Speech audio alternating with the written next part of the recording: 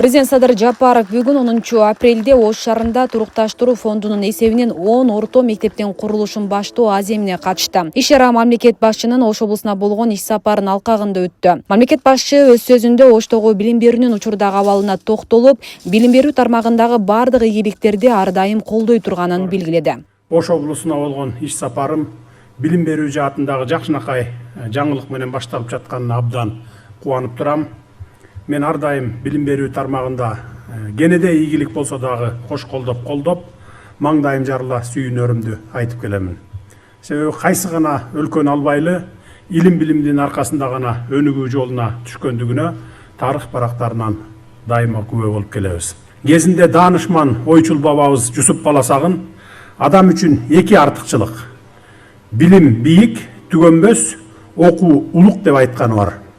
Мына ошондуктан биздин экинчи борборубуз Ош шаарында 10 мектептин пайдубалынын түптөлүшү жеке эле Ош шаары үчүн эмес, жалпы өлкөбүз үчүн, жамы журтубуз үчүн чоң окуя десем жаңылышпаймын. Бул мектептерден Касым Тыныстанов, Исхак Разаков, Төрөбай Кулатов, Насирдин Исанов, Султан Ибраимов, Салижан Жигитов өңдүү Кыргызстаныбыздын өнүгүү өркүндөшүнө салым кошкон атактуу инсандар чыксын деп тилек кыламын. Ошондуктан илим билим уяларынын пайдубалышын түптөлүшү менен баарыңыздарды чын дилимден куттуктаймын.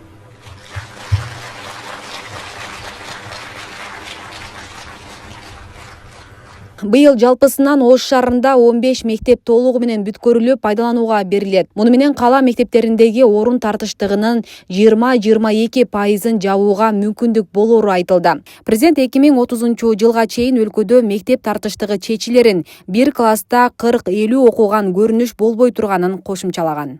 Биз Ош шаарындагы класс тартыштыгы көйгөйүн толук чечпесек да, учурда курч болуп турган бөлүгүн жеңилдетебиз. Ош шаарындагы Өзгүр, Кызыл Байрак, Сүрөттүү таш, Сары Зоо, Ак Буура 2 жана башка конуштар мектептүү болуп калышат. Бул 10 мектептин курулушу Ош шаары үчүн стратегиялык мааниге ээ. Бул кадамдар билим берүү системасындагы көп жылдык топтолгон көйгөйлөрдү чечүүнүн реалдуу жана натыйжалуу башаты болуп саналат. Шаардын калкынын өсүү темпин жана ички миграцияны эске алганыбызда алдыдагы жылдарда кошумча жаңы мектептерди дагы курабыз. Биз курулуш компанияларына бардык шарттарды түзүү менен бирге заманбап талабына шайкеш келген билим булактарын куруу боюнча катуу талаптарды коюп, буюрса мектептердин курулуштарын жаңы окуу жылына карата бүткөрөлү деп жатабыз. Кудай буюрса сентябрь айында ишке кирип калат. Бүгүнкү иш-чаранын урматтуу катышуучулары, пайдубалы түптөлүп жаткан билим уяларынан Ош калаасын Фергана өрөөнүнө ар тараптан өнүккөн, дүйнө эли кызыккан, ордолуу чоң шаарга айланта турган демдүү, дымактуу, билимдүү мекенчил жаштарыбыз чыгат деген үмүтүм зор. Бул билим уялары менен катар бүгүнкү күндө жасап жаткан аракеттерибиз аркылуу Ош шаары облустагы 7 райондун татыктуу борбору болушу зарыл. Дүйнө жүзү өзгөрүүлөргө туш болуп жаткан чакта жалпы адам баласы руханий кризиске тушугуп жаткан маалда Ош шаары заман агымы менен тең агып, ар тараптан өнүгүп өсүшүнө мен тилектешмин. Улуу жибек жолунун боюндагы көөнө маданиятты алып жүрүү менен катар, заманбап шаар маданиятын жуурулуштуруп, келген меймандарды ар дайым өзүнө тарткан бакубат шаарга айлансын деп тилек кылалы. Түптөлүп жаткан билим уяларынын жолу байсалдуу болсун. Рахмат көңүл бурганыңыздарга. Мындан кийин Садыр Жапаров Ош шаарында түтүктөрдү өндүрүүчү Элплас ишканасына барды. Мамлекет башчысы продукцияны даярдоо технологиялык процессин көрүп чыгып, ишкананын учурдагы ишмердүүлүгү жана өнүгүү келечеги тууралуу маалымат алды.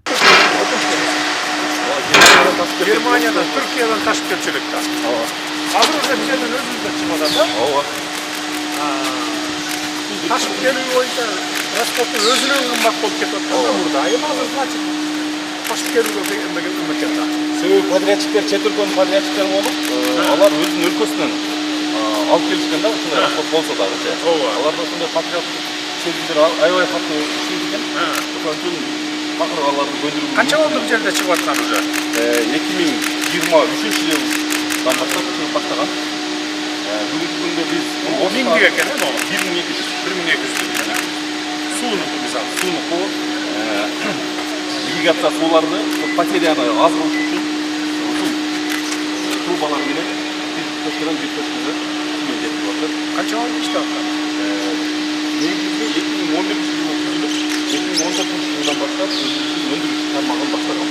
Могул тургундар кимден ушулар чыгарат?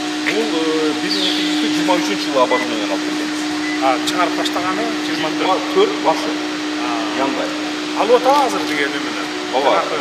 Гидрогез куруп аткандар деген. Малый гез, средний гез куруп аткандар алып атабы? Ооба, гез кургандар алат. Анан кийин Жалал Абадда ирригация сууга азыр бүгүнкү күндө алып атышат.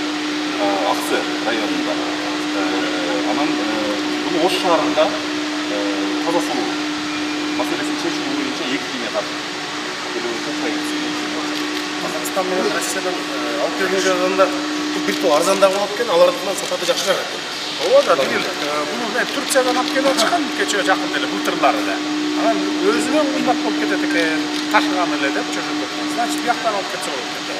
Бейлегесек, ишкананын жылдык өндүрүштүк кубаттуулугу 15 000 тоннага чейинки продукцияны түзөт. 2025 жылдын январь айынан 2026 жылдын январь айына чейин ишканада 900 миллион сомдон ашык суммага продукция өндүрүлүп сатылды. Муну менен катар 100 миллион сомдун тегерегиндеги салык төлөнгөн. Кыдырууда Садыр Жапаров ата мекендеги өнөр жайды өнүктүрүүнүн маанилүүлүгүнө токтолуп, ишкер уноктуу, сапаттуу продукция менен камсыздоого багытталган өндүрүштүк демилгелерди мындан ары да колдоонун зарылдыгын белгиледи. Эң сапаттуу мына темирлердин дагы 20 жылга чейин гарантия берет турган вакуумдарын алып келгенбиз.